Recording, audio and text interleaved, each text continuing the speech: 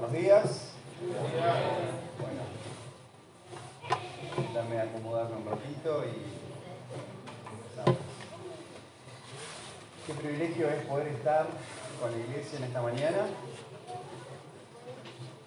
Esto edifica el alma de cada uno de nosotros cuando estamos juntos delante del Señor, en comunión, para poder estar delante de nuestro Rey, reivindicar su palabra y esperarle mientras obedecemos sus mandatos, mientras alabamos su nombre. Así que en esta mañana podemos disfrutar juntos la comunión. Quiero compartir con ustedes hoy un pasaje de la Escritura que tiene que ver con lo que somos. Vamos a ver unos textos en Primera de Juan, capítulo 3. Y antes de hacer lectura de este pasaje y antes de poder meternos en profundidad en cada texto, este es un texto muy apropiado para nosotros como iglesia hoy, porque estamos transitando en un mundo donde el contexto está muy enfocado hacia los sentimientos, donde los psicólogos acusan que la crisis de identidad es uno de los temas más consultados por los profesionales de esa materia. Y evidentemente el mundo está en una crisis de identidad. Evidentemente el mundo experimenta esta falta de razón de ser. Pero esto no debe ser una realidad en nosotros, los hijos de Dios. Claro que nosotros experimentamos crisis. Claro que nosotros muchas veces tenemos dudas y tenemos que pasar un proceso para poder entender cuáles son los criterios y los principios para poder tomar decisiones. Pero el Hijo de Dios tiene una identidad segura, basada en una verdad de lo que somos. Y en esta mañana vamos a ver esos principios. La carta de Juan es una carta hermosa que el apóstol Juan está escribiendo a iglesias que están empezando a tener dificultades con personas que están trastornando la comunión, que están afectando la unidad de la iglesia, que están enseñando ideas que van en contra de la enseñanza de los apóstoles, por lo cual es necesario escribir estas cartas para diferenciar quién es hijo de Dios y quiénes no son hijos de Dios. Juan es una carta en la cual, cuando la leemos y la estudiamos, nos examinamos a nosotros mismos permanentemente.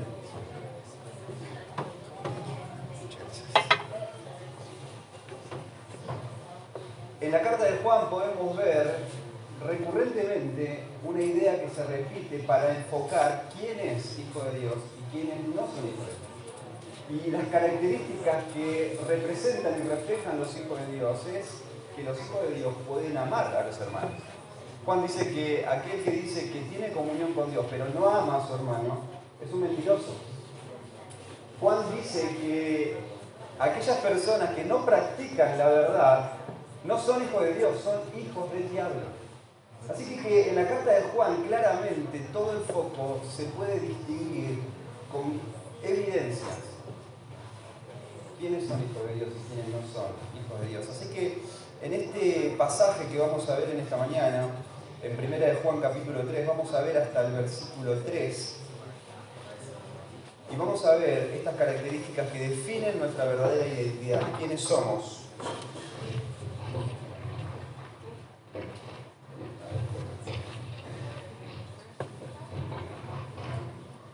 Ahí está. Muchas gracias. Bueno, perdón. Lo colocaron mal, bueno, lo coloqué mal. Así que la verdadera identidad de quiénes somos. Ustedes saben que esta carta fue escrita en el primer siglo, hacia los años 90, donde una corriente filosófica estaba naciendo y estaba empezando a expandirse y a distribuirse en medio de las congregaciones. Y eran personas que estaban mezclando ideas, mezclando enseñanzas, estaban tomando parte de la doctrina de los apóstoles, pero también estaban agregando su propia doctrina, su propia enseñanza, que el fundamento de su enseñanza, de su nueva creencia, era una idea de poder completar esto que los apóstoles están enseñando.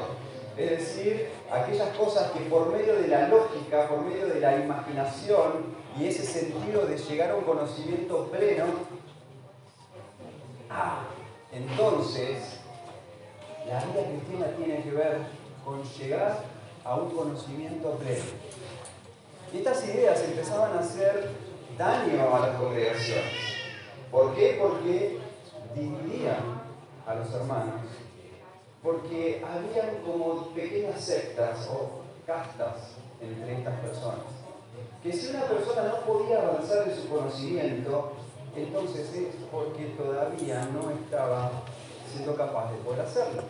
Ahora, hoy no vemos cosas tan distintas. Hoy vemos muchos grupos que utilizando la escritura van agregando cosas a la escritura, producto de su propia imaginación. Pero sin embargo Juan se enfoca claramente que el mensaje es el mismo que han predicado desde el principio. Cuando vos empezás el primer capítulo, Juan dice lo que hemos visto y oído, lo que hemos contemplado, lo que hemos palpado con nuestras manos.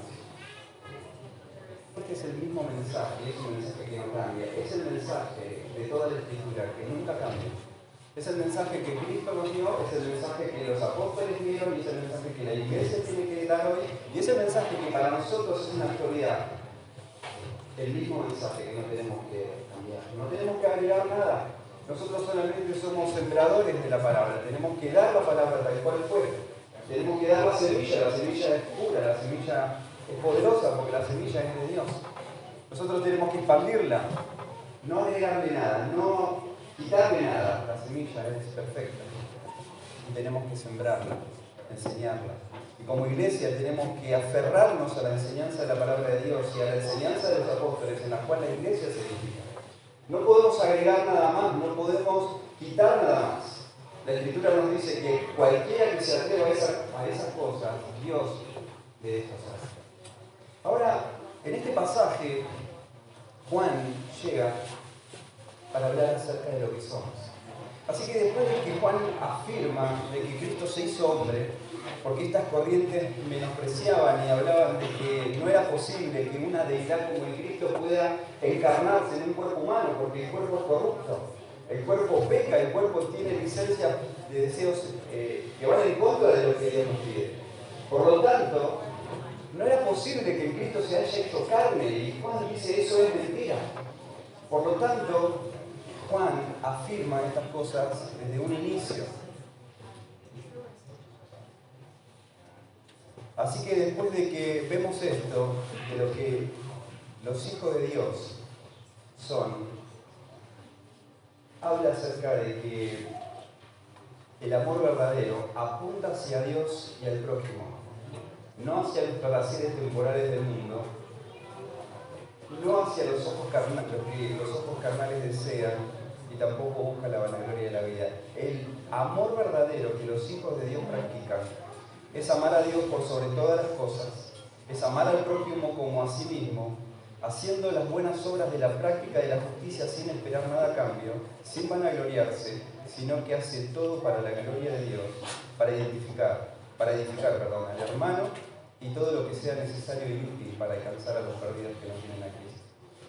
En esta carta de Juan vemos que la vida cristiana se compone de una ética que nos diferencia con el mundo, que nos hace distintos. Nuestra ética se basa en una perspectiva teológica de la vida, no en una perspectiva antropológica de la vida, no en una perspectiva desde la vida o la visión humanista, sino desde la perspectiva divina, de la perspectiva teológica. Una perspectiva eterna, lo cual nos hace diferentes. Somos llamados a cuidar la comunión con Dios, a cuidar la comunión con los hermanos, a aborrecer el mundo y sus tentaciones, también a guardar la palabra del Señor y a luchar contra las falsas doctrinas. La ética cristiana nos lleva a hacer, a practicar, a avanzar en todas estas cosas. Pero la vida cristiana es mucho más de las cosas que tenemos que hacer. La vida cristiana no es solamente esta ética que nos diferencia. La vida cristiana se basa en primer lugar en lo que somos. La vida cristiana se basa en lo que soy de forma individual, en el caso de la congregación. ¿Quiénes somos? ¿Quiénes somos? Es la pregunta primaria, importante, antes de la pregunta secundaria de qué debemos hacer. La Iglesia tiene mandatos de lo que tiene que hacer en la tierra. La Iglesia tiene mandatos específicos de lo que tiene que practicar. Pero la Iglesia antes debe saber quién es, quiénes somos.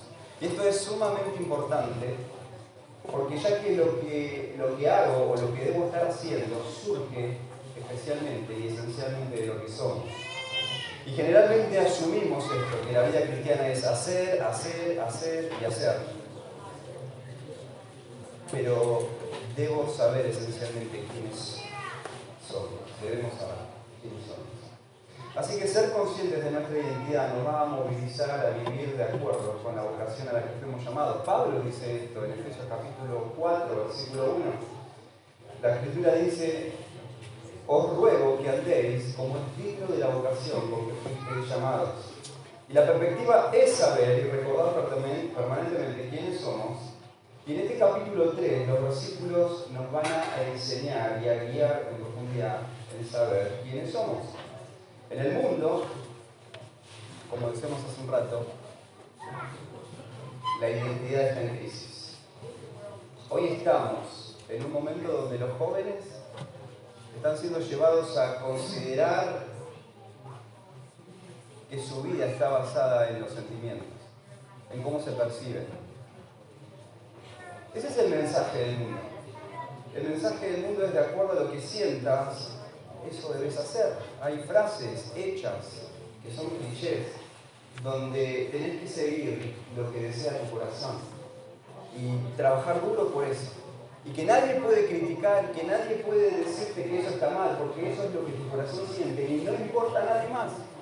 Hace un tiempo estaba viendo algunas cosas y estaba leyendo un comentario de una persona que decía: primero yo. Antes no me ocupaba de mí, ahora primero yo, segundo yo y tercero yo. Y hoy está tan fuerte esta idea del amor propio, de amarse a sí mismo y sentirse bien con uno mismo. Incluso, lamentablemente, en la comunidad de la fe, muchas personas entienden que su relación con Dios, su vida espiritual, no depende de la iglesia, no depende de la comunión, sino que pueden tener una vida espiritual donde están bien con ellos mismos y con Dios. Y no tienen una comunión con una iglesia local. ¿Por qué? Porque no la necesitan. Porque ellos lo que están buscando es sentirse bien por ellos mismos. Eso no es verdad para un hijo de Dios. Esa no es la práctica de la verdad. Esa no es la consecuencia de una identidad basada en la verdad. El mundo está en una crisis de identidad. El mundo te dice: busca tu propia identidad, viví como lo que sentís. Sin embargo, Juan escribe a los hermanos diciendo que nuestra identidad no está basada en nuestros propios méritos, sino en los de nuestro Señor Jesucristo. Nuestra identidad está basada en lo que Dios hizo por nosotros. Acá el versículo 1 del capítulo 3 dice: mirad cuál amor nos ha dado el Padre. No tiene nada que ver en lo que nosotros podemos hacer. El Padre nos ha dado ese amor para que seamos llamados hijos de Dios. Y no es algo que nosotros podamos hacer. No tiene que ver con lo que sentimos, tiene que ver con lo que somos por la voluntad de Dios y por su obra a favor nuestro.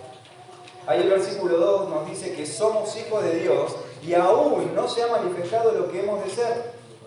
Pero esa vida se ha de ir viviendo desde ahora, porque ahora somos hijos de Dios. Todavía no se completó lo que hemos de ser, pero esa vida se vive desde hoy, porque ahora somos hijos de Dios. No tenemos que esperar llegar a ser algo para poder ser hijos de Dios. Somos hijos de Dios, por lo cual hoy vamos viviendo esta verdad. Así que esta nueva perspectiva de vida para los cristianos, para los hijos de Dios, significa en principio la importancia que tenemos que afirmarnos en lo que somos para saber bien qué es lo que tenemos que hacer. Hay un escritor que se llama Martin L. Jones que él dijo que la santidad no es algo que se nos llama. No es algo que se nos llama. a hacer para poder llegar a ser algo. Es algo de lo que debemos hacer a causa de lo que ya somos. La repito de nuevo.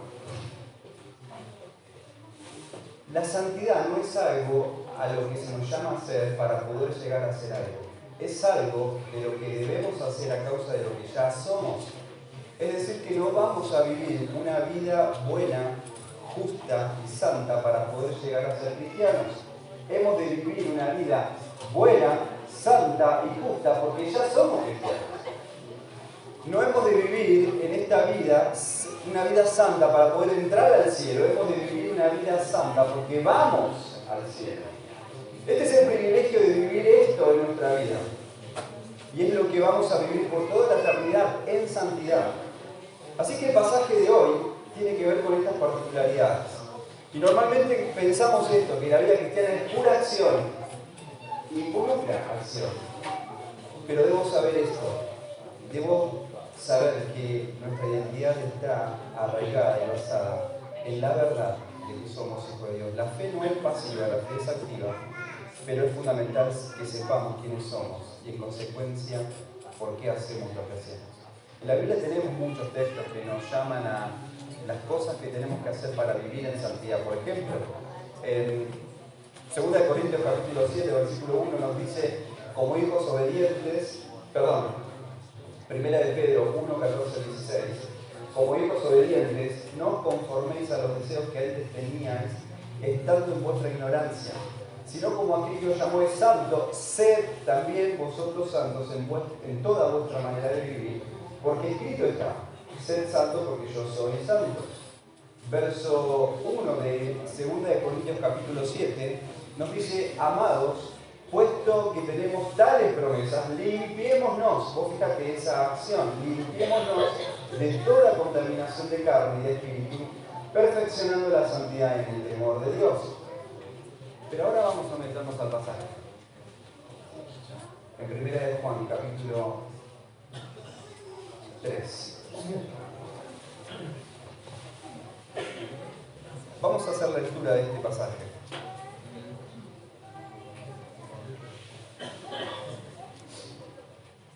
Mirad cuál amor nos ha dado el Padre para que seamos llamados hijos de Dios. Por esto el mundo no nos conoce, porque no le conoció a Él. Amados, ahora somos hijos de Dios, y aún no se ha manifestado lo que hemos de ser, pero sabemos que cuando Él se manifieste, seremos semejantes a Él, porque le veremos tal como Él es. Y todo aquel que tiene esta esperanza en Él, se purifica a sí mismo, así como Él es puro. Y en estos versículos que vemos en este capítulo, una característica que vamos a ver a lo largo del capítulo 3 es que no hay imperativos. No hay órdenes de lo que tenemos que hacer, sino que en cómo está escrito acá, está escrita de una forma indicativa. Es decir, que lo que hemos de vivir no lo tenemos que hacer para, sino que lo hacemos porque somos. Así que empieza este texto dándonos la idea, ¿viste? Cuando tenés que hacerte una radiografía. Yo hace una semana atrás estuve bastante crítico en una situación de salud y tuve una entrevista virtual con el médico que me dijo, venite urgente. Y lo primero que hizo cuando fui al doctor me dice, anda a hacerte una radiografía, necesitamos ver urgente qué es lo que hay. Y el doctor ve la radiografía y me dice, bueno, tenés este problema, así que hay que operar. Buenísimo. Por poquito me dejaron ese mismo día, pero ahora programamos la fecha para otro momento. Pero en una radiografía, a través de la luz, pueden ver lo que tenemos. Podemos ver lo que hay. Así que el pasaje de hoy es como una radiografía de parte del apóstol Juan para nosotros, para que sepamos quiénes somos solo por la voluntad de Dios y su gran amor por haber enviado a su Hijo Jesucristo. Fíjate lo que dice el pasaje, mirad cuál amor nos ha dado el Padre para que seamos llamados hijos de Dios. Y empieza este pasaje hablando con esta idea, mirad, esta expresión mirad. Esta es una expresión significativa. ¿Por qué? Porque ¿cómo podemos mirar el amor? ¿Cómo podemos observarlo? Podemos decir, yo le puedo decir, miren ese parlante, y lo podemos ver y lo podemos mirar. Pero ¿cómo miramos esto a lo que Juan nos quiere conducir? ¿Cómo podemos mirar el amor? Acá el apóstol desea que lo que están escuchando, esta lectura de esta carta, consideren y reflexionen sobre el amor de Dios para poder llegar a tener una mejor percepción de lo que es el amor. Miren, y esta idea de mirar no es una idea de mirar al pasado o mirar algo, sino contemplarlo. Tenemos que prestar atención en mirar esto que Juan nos va a decir. ¿Mirar qué? Mirar cuál amor. Y esta expresión se refiere a la clase de amor, no es cualquier amor. Esta clase de amor tiene una procedencia que no es surgida de nosotros mismos. Esta es una clase de amor que tiene que ver con una calidad, con una dimensión y una procedencia que viene de lo eterno. Mirad cuál amor. Esto literalmente tiene que ver con que la calidad, la dimensión y la procedencia que vienen de Dios, esta es la clase de amor. Y este amor no es un amor como el mundo lo conoce. Este amor es el amor de Dios. Este amor es el amor ágape. Y contemplar esta clase de amor, hermanos, tiene que llevar a asombrarnos. Esta clase de amor no es un amor que podemos decir, qué lindo, cómo amo. Esta clase de amor a nosotros nos tiene que llevar a motivarnos a contemplar y a asombrarnos. Hay un contraste entre el amor de Dios y entre el amor del mundo. El amor de Dios es mucho más que el amor que el mundo conoce. Es mucho más que el amor filial o el amor erótico. El amor de Dios tiene que ver con el amor sacrificial e incondicional. Esta clase de amor asombra a quien lo considera, pero también a aquel que lo experimenta. Y eso lo podemos hacer solamente los hijos de Dios. Esta clase de amor está en el ADN del verdadero creyente y se practica porque el Padre lo ha dado a cada uno de nosotros. Este amor del que Juan nos está llamando a que miremos no es un amor que cualquiera puede tener. Este amor solamente pueden tenerlo los hijos de Dios. Porque la Escritura nos dice en Romanos capítulo 5, versículo 5, que este amor ha sido derramado en nosotros por medio de su Espíritu. Es decir, que aquellos que son verdaderamente hijos de Dios tienen la capacidad de amar como Dios ama. Por eso es muy importante que miremos esta clase de amor. ¿Qué calidad tiene este amor? ¿Cuál es la dimensión de este amor? ¿Y cuál es la procedencia de este amor? Así que, ¿por qué tenemos que mirar este amor? Tenemos que mirar este amor porque este amor nos ha dado el Padre. ¿Con qué propósito nos ha dado el Padre este amor? Para que seamos llamados hijos de Dios. Así que yo sé que así como en nuestra comunicación hay frases que las decimos tanto, que llegan a hacernos tan familiar que de repente no tienen tanto valor o como que no las consideramos tanto. Por ejemplo, nosotros los argentinos saludamos y decimos: hola, ¿cómo estás? ¿Todo bien? Por costumbre. Y algunos nos tomamos la atribución de no solamente preguntar, sino también de responder. Y decimos: hola, ¿cómo estás? ¿Bien? Y seguimos nuestra vida. Preguntamos, y muchas veces ni siquiera lo hacemos a conciencia, o cuando alguien nos dice: sí, estoy muy bien, y tal vez nos está diciendo una respuesta que no es verdad. Y preguntamos y hablamos de cosas y hablamos y usamos palabras que nos llegan a ser tan familiares que no las consideramos. Entonces acá dice este texto: miren cuál amor nos ha dado el Padre para que seamos llamados hijos de Dios. Yo les digo, nosotros lo que hemos creído en Cristo somos hijos de Dios. Esta idea seguramente la escuchaste tantas veces que es posible que la pasemos por alto. Pero yo quiero que hagamos un ejercicio un momento y que reflexionemos acerca de esto. somos hijos de Dios. Y escuchad esto que te voy a decir ahora. Esto es producto de muchas horas de estudio. Que somos hijos de Dios significa que Dios es nuestro Padre. Y voy a decir, ¿cuántas horas tuviste que estudiar para esto? Bueno, consideremos un poquito más. Parece tan obvio que podemos pensarlo pasando rápidamente por encima de esta idea. Pero ¿qué significa que Dios es nuestro Padre? Somos hijos del Eterno. Somos hijos del 3 veces Santo. Somos hijos del Creador. Ese Dios es nuestro Padre. Ese Padre nos ha dado su amor para que seamos sus hijos. Hijos del Eterno. Hijos del 3 veces Santo. Hijos del Creador. Y el Señor nos llama a vivir de acuerdo a este ADN. Dios nos llama hijos a quienes son objeto de su amor y que por estar en comunión con Él podemos experimentarlo. Podemos experimentar de forma práctica esta relación espiritual, eterna, divina con Dios.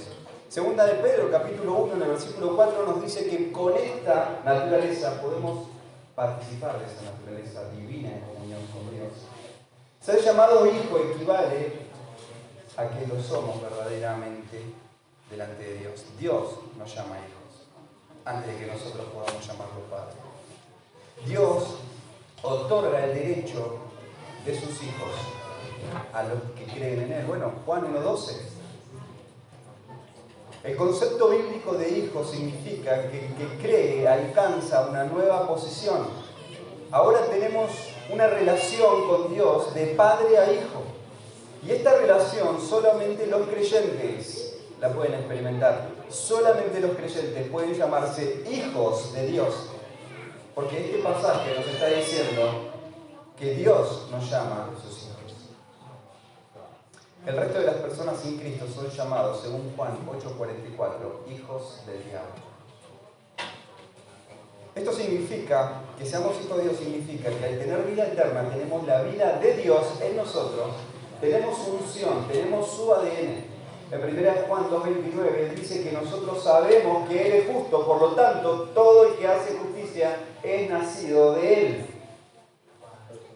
El Padre nos engendra, el Padre nos ha dado de este amor. Mirad cuál amor nos ha dado el Padre. Y esto es lo que dice Juan 1:12 y 13 en el Evangelio. Mas a todos los que le recibieron, a los que creen en su nombre, les dio potestad de ser hechos hijos de Dios, los cuales no son engendrados de sangre ni de voluntad de carne, sino de voluntad de varón, sino de Dios. Esto es solamente por obra de Dios.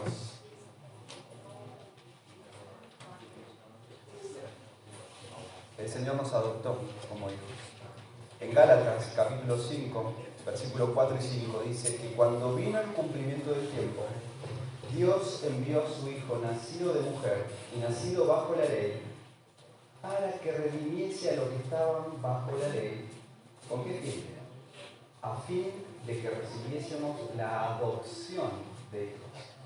Este cuadro es hermoso. Cuando vos ves familias que tienen hijos adoptados, en combinación con hijos naturales, mucha gente comete el error de preguntar, él es tu hijo verdadero, ¿no? Y el otro no. Pero la verdad no es esa. Cuando uno adopta un hijo, legalmente pasa a ser hijo completamente. No es mi hijo verdadero y el otro no. No, todos somos hijos. Dios nos adoptó completamente, a tal punto de que somos coherederos con su amado Hijo.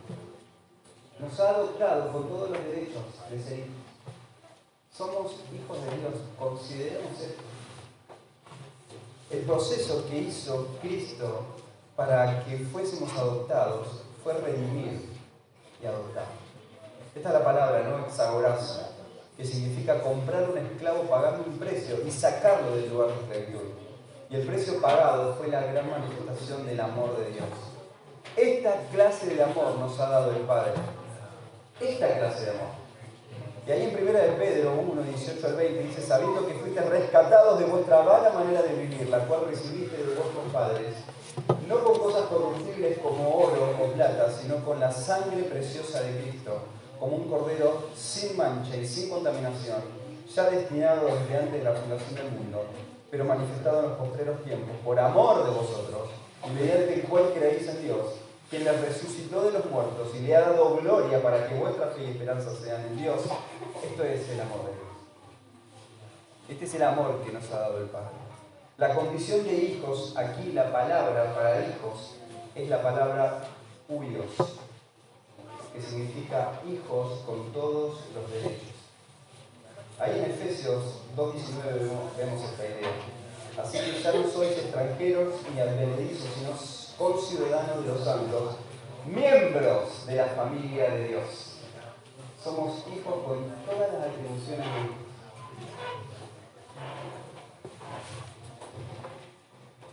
Dios mismo da testimonio de que somos sus hijos.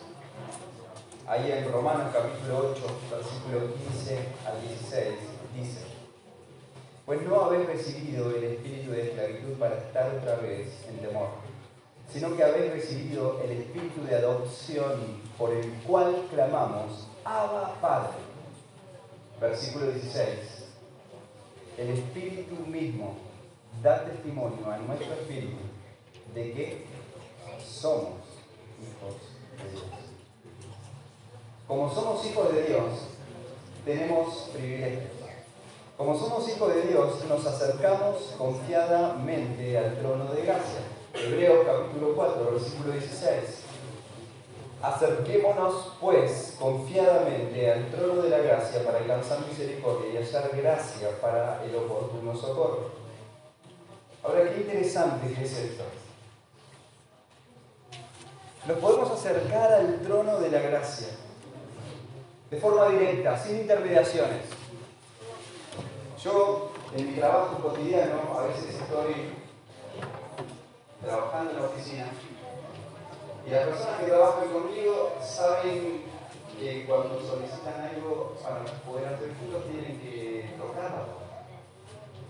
Por resumo, preguntar si pueden subir para hablar. Y de acuerdo a lo que yo esté haciendo, vemos un horario o lo atendemos, lo vemos. Pero yo tengo un hijo de 9 años que él no pide entrevistas conmigo. Que él viene a la oficina y no golpea la puerta. Mi hijo Bastián va a la oficina y abre la puerta y mira así, aunque yo esté en una reunión con otras personas, aunque yo esté haciendo algo, o estudiando, o trabajando, y no solamente él abre la puerta y viene, cierra la puerta y viene, me abraza, se sube encima mío y me dice: haceme cosquillas, pa. Y yo no le puedo decir: hijo, ¿a dónde trabajas? Es mi hijo, y él tiene acceso completo. Y nosotros tenemos ese acceso con Dios. Hay una idea que uno puede ver en el zoológico, ¿no? Cuando uno ve, ¿cuántos fueron al zoológico alguna vez acá? Al posta, no al del barrio. Y uno se maravilla de ver los animales, ¿verdad?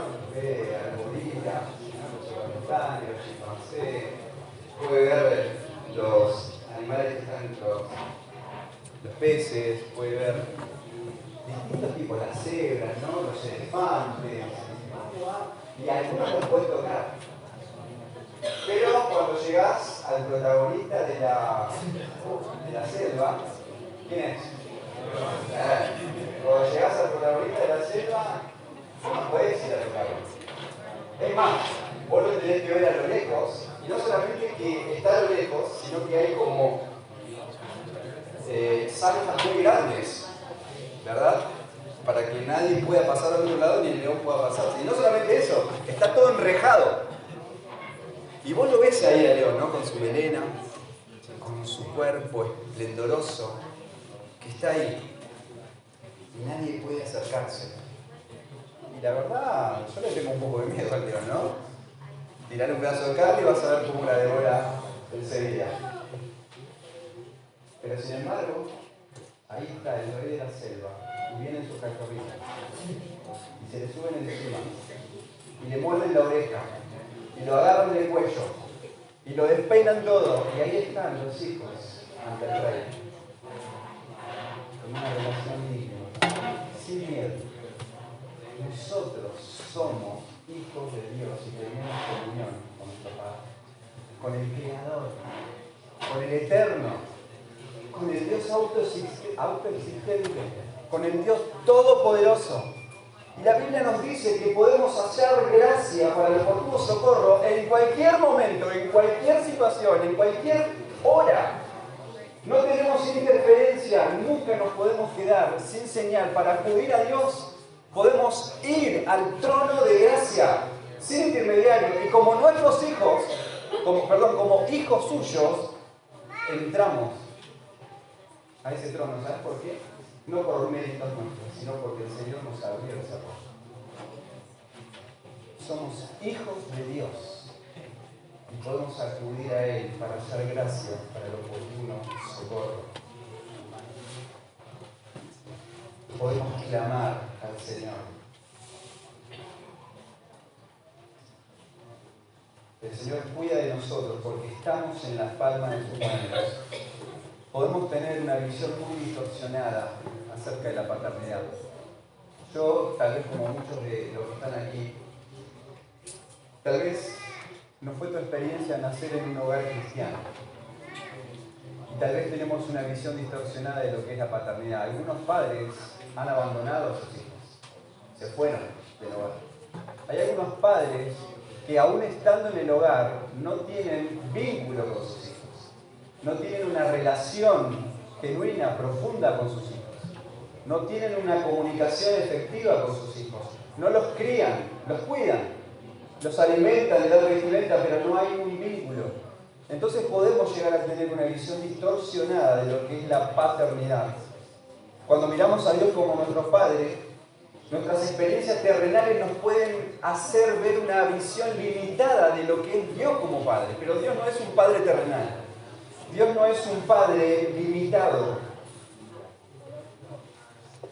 Nuestro Padre Celestial es bueno. Él nos hizo sus hijos porque Él es bueno. Él nos ha hecho sus hijos porque Él nos amó y nos ama por toda la eternidad. En Mateo, capítulo 7, versículo 9, nos describe una forma muy gráfica esta diferencia entre los padres terrenales y el Padre Celestial. En Mateo 7, del 9 al 11, dice: ¿Qué hombre hay de vosotros que si su hijo le pide pan, le dará una piedra? O si le pide un pescado, le dará una serpiente. Dice Jesús: pues si vosotros, siendo malos, sabéis dar buenas dádivas a vuestros hijos. Esta pregunta siempre me deja asombrado. ¿Cuánto más vuestro Padre que está en los cielos dará buenas cosas a los que se las piden? ¿Cuánto más? Yo no sé cuál es tu situación. ¿Con qué estás luchando? ¿Y qué estás necesitando en tu vida personal hoy?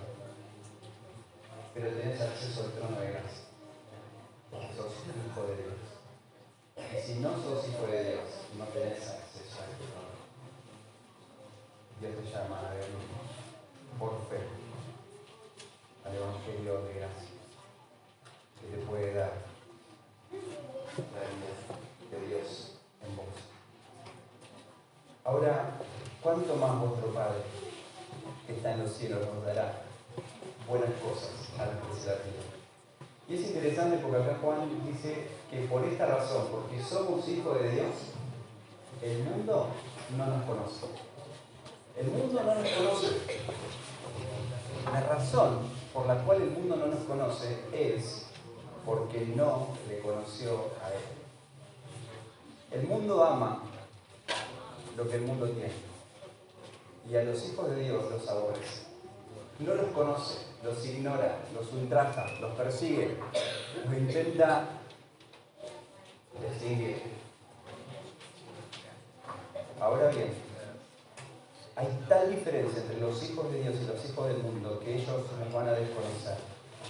El mismo Señor Jesucristo actuó en este mundo. Y ahí en Juan capítulo 1, versículo 10, dicen estas palabras: en el mundo estaba, y el mundo por él fue hecho. Pero escuchá esta última parte del versículo: pero el mundo no le conoce a Cristo. Y acá Juan nos está diciendo: por esto el mundo no nos conoce a nosotros, porque no le conoció a Él, porque le dieron la espalda al Hijo de Dios, porque el mundo está en tinieblas y la luz vino hasta el mundo, pero el mundo amó más las tinieblas que la luz, porque el mundo aborrece la luz, porque ama más las tinieblas, porque el mundo no le conoció, porque rechazó a Cristo. El mundo no le conoció. Ahora, hay algunas implicaciones acá, y quiero que lo veamos rápidamente. Y acá también te vas a preguntar cuántas horas tuvimos que estudiar para darnos cuenta de esto. Si Dios es nuestro Padre, significa que nosotros somos hermanos. O sea, en la congregación, los que han sido hechos hijos de Dios son tu familia. Entonces, si somos hermanos, porque somos nacidos de un mismo Padre Celestial, como dice Romanos 8:17, y si hijos, también somos herederos, herederos de Dios y coherederos con Cristo, si es que padecemos juntamente con Él, para que juntamente con Él seamos glorificados. Acá hay algo que tenemos que descartar. No todos son hijos de Dios y tenemos que tener cuidado en confundir con el universalismo. Hay corrientes que dicen que como Dios es amor, finalmente Dios no va a condenar a las personas, va a perdonar a todos. Eso no es verdad.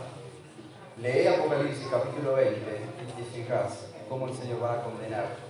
Esa imagen de Apocalipsis capítulo 20 vas a ver de que delante de aquel que está en el trono hay grandes y pequeños, muertos, que van a ser condenados eternamente en el lago de fuego y azufre.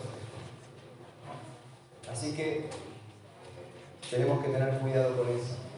Todos somos creados por Dios a imagen y semejanza. Todos los seres humanos somos creados por Dios, pero no hijos de Dios. Solamente somos hijos de Dios los que hemos sido salvados por Dios. El mundo se divide entre quienes son hijos de Dios y quienes no. Los hijos de Dios fuimos adoptados por Dios. Ser hijo de Dios nos otorga el privilegio y responsabilidad que se basan en nuestra identidad. Los hijos de Dios somos trigo en medio de la cizaña. Hay muchos que se parecen a nuestra familia, pero no son de nuestra familia. Hay muchos que usan incluso las palabras de nuestro Padre, pero que no son hijos de nuestro Padre. Hay muchos que se llaman hermanos, pero que no son hermanos. En nuestra iglesia ahora estamos estudiando Judas. Y Judas le dice: hermanos, tienen que tener cuidado, porque hay algunos falsos hermanos que se han introducido encubiertamente para dañar, para destruir, para lastimar la unidad de la iglesia. Nosotros estamos creciendo en medio, donde somos testigos en medio de la cizaña. Pero no solamente eso, vemos una realidad en el presente. El próximo versículo comienza de esta forma. Perdón, el versículo continúa de esta forma. Amados, ahora somos hijos de Dios. Y lo que te decía hace un rato, todos los que hemos sido salvados por Cristo somos parte de la misma familia. Dios es nuestro Padre, somos hermanos. Y en esa relación de familia somos responsables los unos de los otros. Tenemos la responsabilidad, el mandato de vivir para edificar al otro a través de la práctica del amor y la perfección del amor a través del tiempo.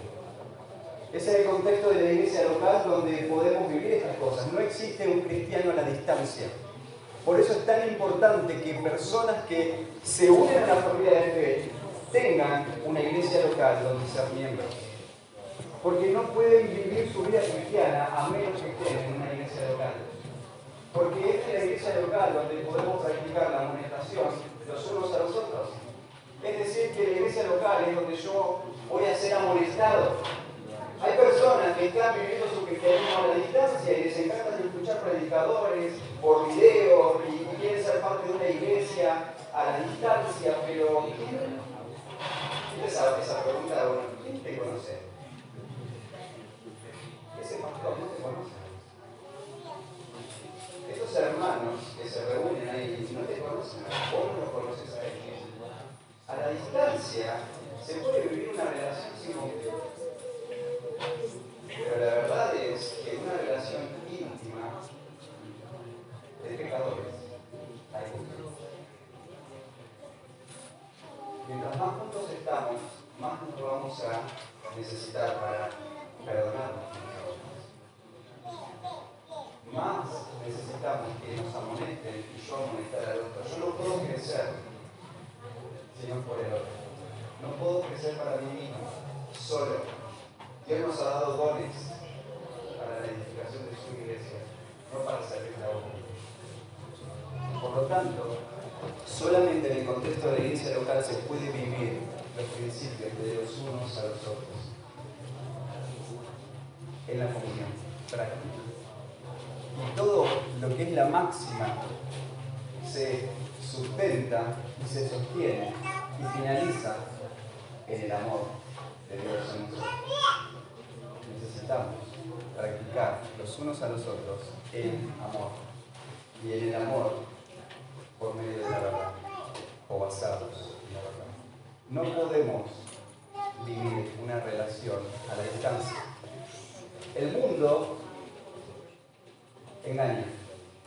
Y sabés que hay frases en el mundo que muchas veces están arraigadas en nuestros pensamientos. Y que a veces creemos esas cosas y las tomamos como verdades. Por ejemplo, el mundo, a través de la filosofía, hace frases que parecen incluso cristianas. Por ejemplo, ¿alguno de ustedes ha escuchado esta idea que dice: no hagas con otros lo que no querés que hagan con vos? Es una frase conocida. Y pensémosla un poquito mejor. Parece lógico, ¿no? Si yo no quiero que alguien me moleste, entonces ¿qué hago? No me molesto. Si yo no quiero que alguien me interrumpa, entonces no interrumpo. Si yo no quiero que alguien distorsione mi agenda, entonces yo no hago eso con otros. Y parece como algo de sentido común, según la lógica humana. Y muchos cristianos viven de esa forma.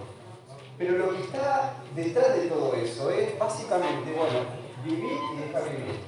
Es decir, vos vivís tu vida, yo vivo la mía. No me meto en tu vida, no te metas en la mía. Y hay cristianos que viven de esa forma. No quieren que otros hermanos se metan en su vida. Y no estoy dando licencia para el chisme, hermanos. Lo que estamos diciendo es que nos necesitamos para poder andar en la verdad, practicando el amor. Y entonces se está diciendo, bueno, vos tu vida, yo la mía. Ahí, en esta idea, no hay vinculación, no hay una idea activa, sino pasiva de la relación. No hay vínculos. Pero sin embargo, esto es una imitación falsa, barata, trucha de la regla de oro. La regla de oro nos dice que nosotros debemos hacer con otros lo que queremos o lo que necesitamos que hagan con nosotros. Fíjate que la idea de Jesús está diciendo todo lo contrario, no es pasivo, no es tu vida y la mía y no nos metemos. No, me tengo que meter en la vida del otro, haciendo lo que yo necesito que el otro haga conmigo. ¿Se entiende? Entonces, estas ideas falsas muchas veces empiezan a correr en las mentes de nosotros, los hijos de Dios. Y esto no es así. Y tenemos que excluirlos. Acá la Escritura nos dice, ahora somos hijos de Dios. Acá hay un tiempo presente del verbo. Ahora, hoy, aquí y ahora, somos hijos de Dios. Ahora y siempre. Ahora y siempre. Los católicos tienen una oración que dice, María, la Madre de Dios, ahora y siempre. Es mentira. La Biblia nos dice acá que somos hijos de Dios. Nosotros, ahora y siempre. Esta es la idea de este verbo acá. Juan, como un creyente verdadero, puede decir esta palabra, amados.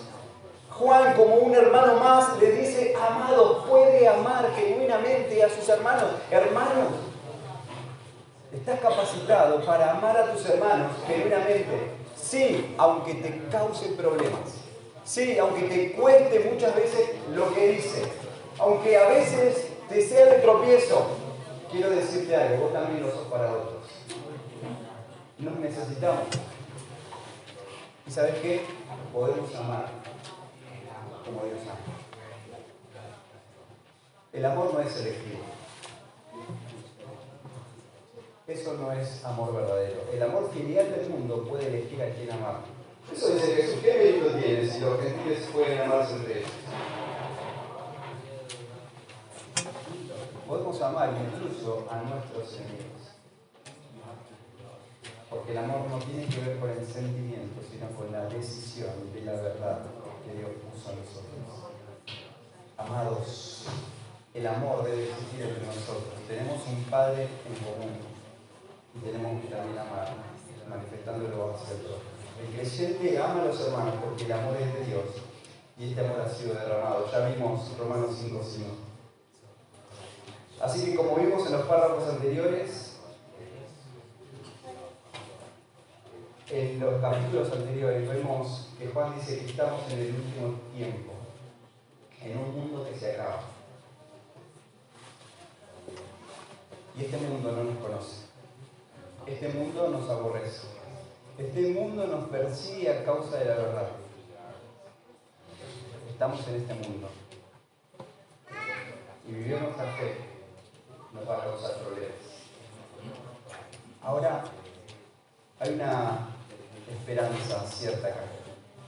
El versículo sigue diciendo que aún no se ha manifestado lo que hemos de ser. Como hijos tenemos el privilegio hoy de vivir nuestra relación con Dios, pero aún está velada la realidad del futuro en los cielos.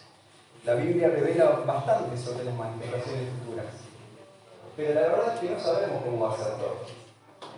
Esto no se ha manifestado lo que hemos de ser, no sabemos cómo va a ser. Pero lo que sí tenemos es un futuro seguro. El versículo continúa diciendo, pero sabemos que cuando Él se manifieste, ¿quién? Cristo. Sabemos que cuando Él se manifieste, hermanos, esta es una idea hermosa para la iglesia. La iglesia no está transitando en este mundo sin esperanza. Tenemos una esperanza y cuando Él se manifieste, Cristo está preparando el lugar. Y la iglesia está esperando su venida. La iglesia está esperando que Cristo regrese por sí mismo, por su cuerpo. Hay en Juan 14, capítulo 14, versículo 1 en adelante, dice, no se turbe vuestro corazón. Creéis en Dios, creed también en mí. En la casa de mi Padre muchas moradas hay. Si así no fuera, yo os lo hubiera dicho. Voy pues a preparar un lugar para vosotros. Y si me fuere, os prepararé el lugar.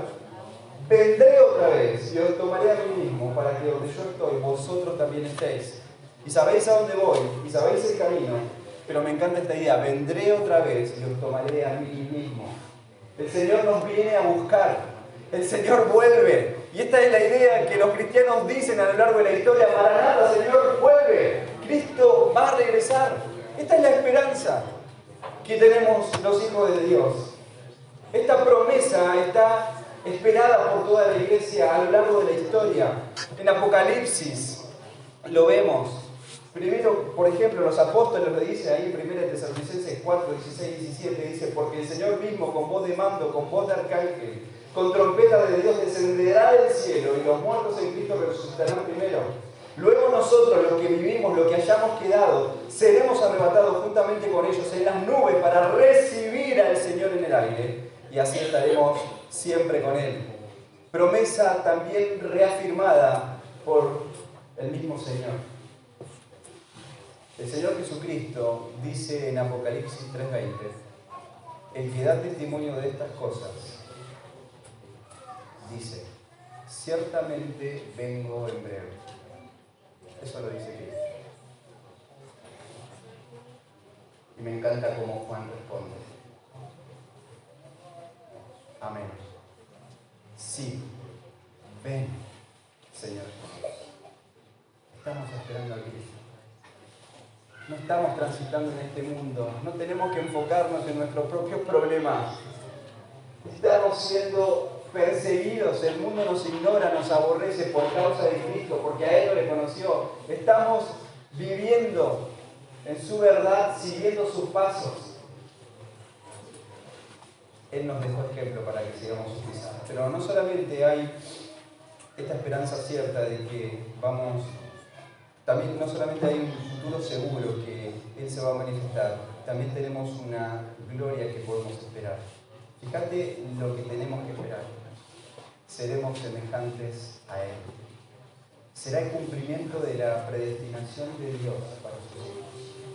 Ahí en Romanos nos dice que a los que antes conoció también predestinó para que fuesen hechos conforme a la imagen de su Hijo, para que Él sea el primogénito entre muchos hermanos. Seremos semejantes a Él. Hermanos, pensemos esto. Pensá en Cristo. Estudia la vida de Cristo y nosotros seremos semejantes a Él. En el presente, nuestra transformación es progresiva y paulatina. Esta práctica en obediencia nos va aproximando cada día a ser más parecidos a Cristo. ¿Sabes qué?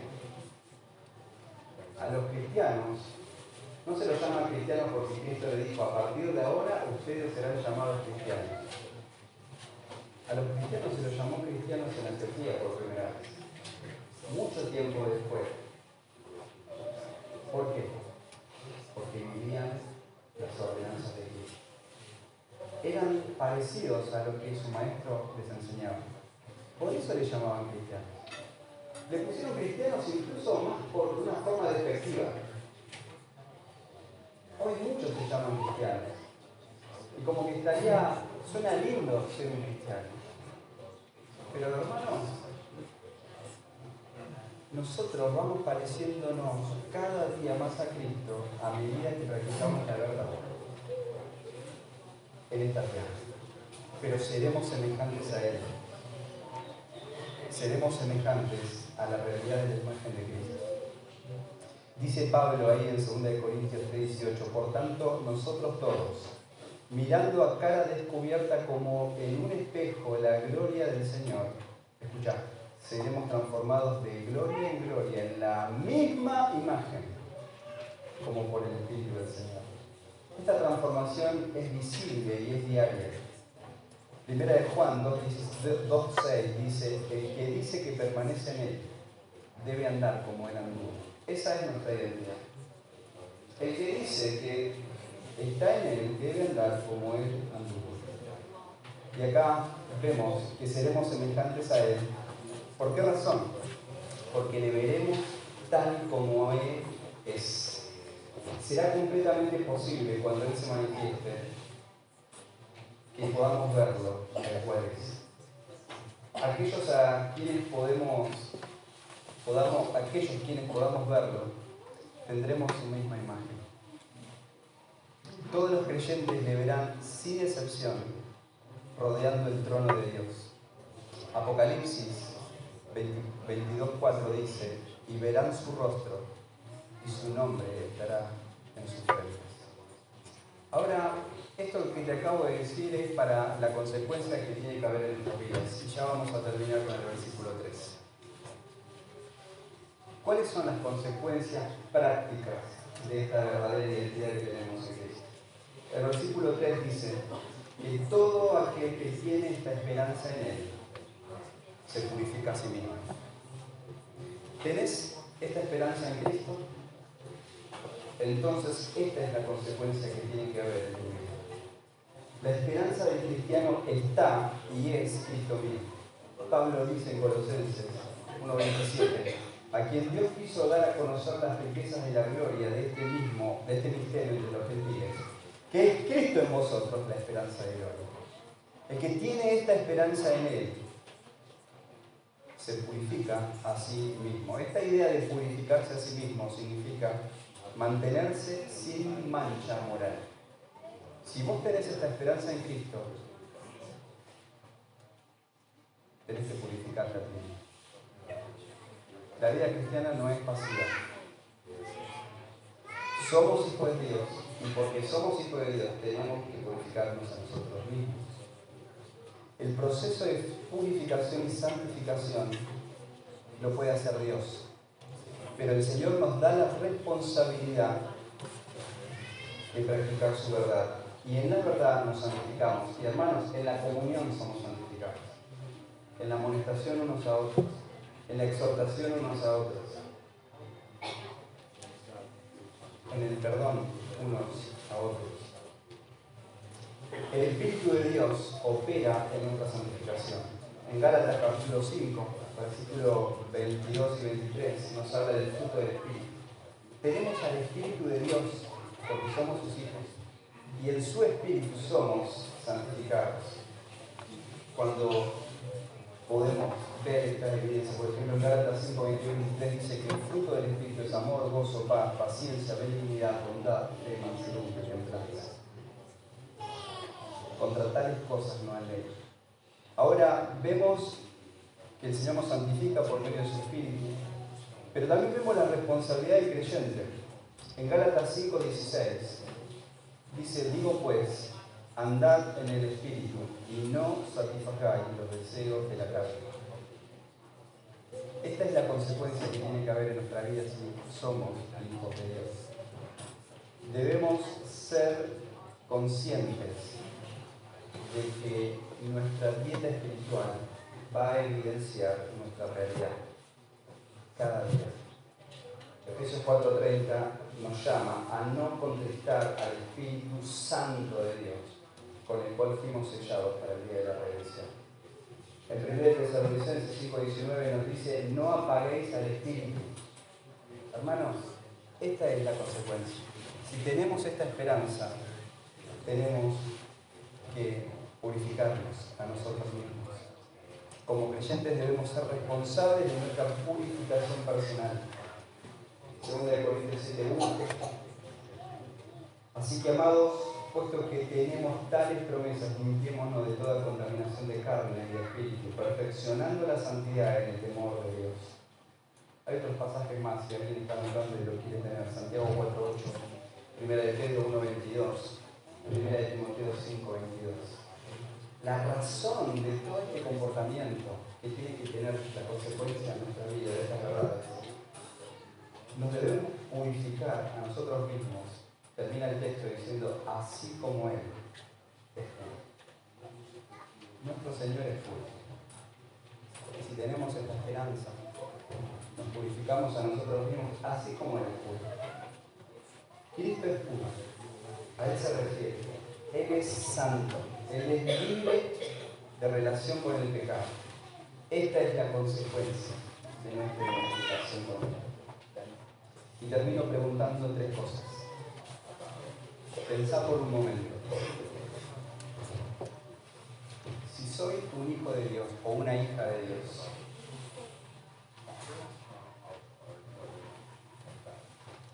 ¿cuánto valor y asombro hay en mi vida? Si sos una hija de Dios, ¿hay asombro de que Dios es tu Padre? ¿Tenés una relación que piense con Dios? ¿Qué valor tiene esa verdad en tu vida?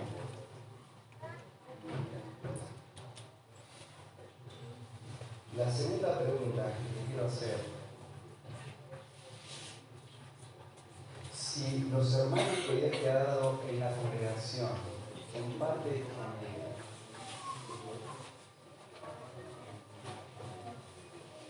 ¿estás practicando el amor que Dios ha puesto en tu vida con ellos?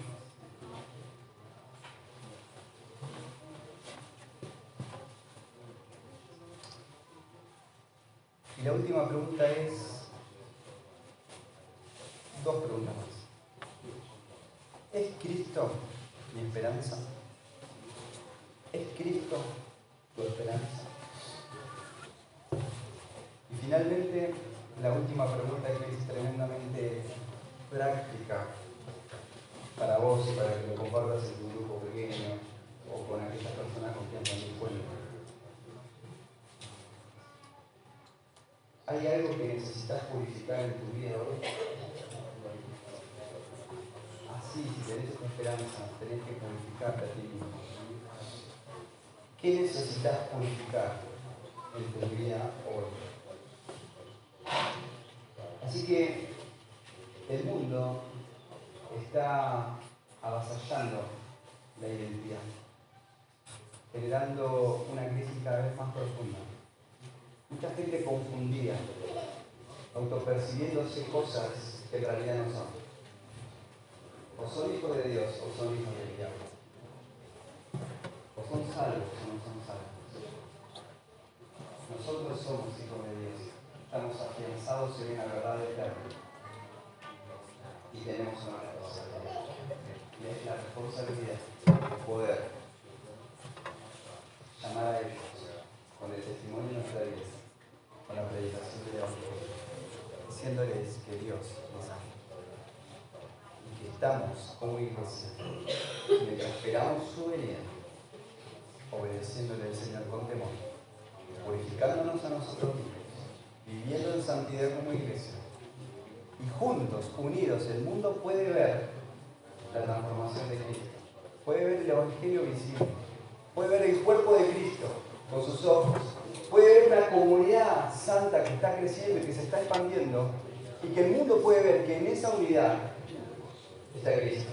Porque si nos amamos unos a otros, el mundo va a conocer que somos discípulos. Somos uno. Y predicar el Evangelio, llamándolos al arrepentimiento. Para que conozcan al único Dios, al Salvador. Vamos a orar. Señor, muchas gracias en esta mañana. Gracias por tu palabra. Gracias por este momento que podemos tener.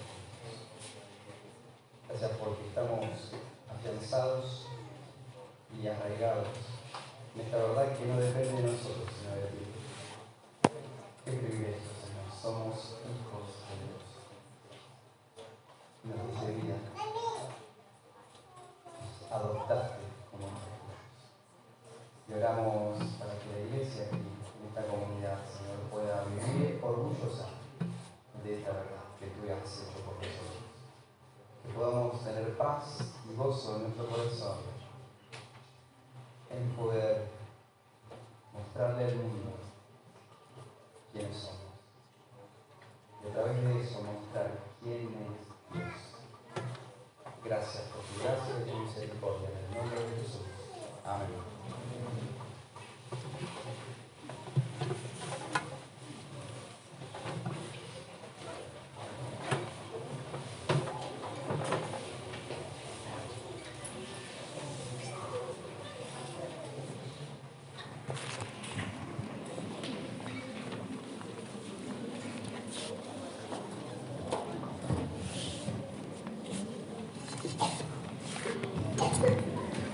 Muchas gracias, Juan, por el ánimo de tus palabras y verdades que debemos iniciar aplicando a nuestras vidas. No solamente quede, como hacemos en el día temprano, en solamente escuchar la voz de Dios.